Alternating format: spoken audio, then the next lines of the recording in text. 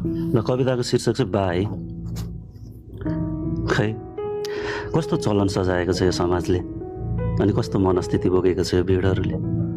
हेर न, यहाँ साथ हुनेहरूको लागि अथाह प्रेम छ, अथाह सम्मान छ, तर त्याग गर्नेहरू यसरी हराएका छन् जसरी त्यो कक्षा 1 को कवितामा सियो हराएको थियो।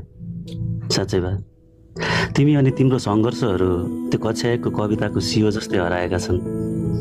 तिमीले बगाएका पसिनाहरू त्यो पानी भन्यो जुन पानी बालुवाको पहाडमा बिलाएका छन्।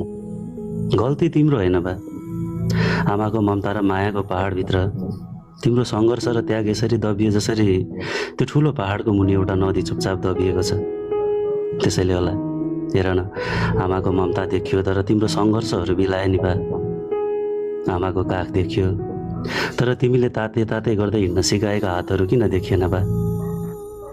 म दिनभरि डुलेर साथीभाइसँग खेलेर साँझ घर आउँदा आमाको हातले पस्किएर दिएको तातो खानाले निकै महत्त्व राख्यो जिन्दगीमा। तर त्यही हाम्रो पेट भर्नकै लागि तिमीले इच्छा कमाउनु बगाएको त्यो पसिनाको मूल्य किन देखिँदैन बा। मलाई हाँस्न सिकाउनकै लागि तिमी चुपचाप सहन सिक्यौ। मलाई मेरो सपनाको नजिक लिएर जान तिमीले आफ्नै सपनाका पखेटाहरू काटिदियो।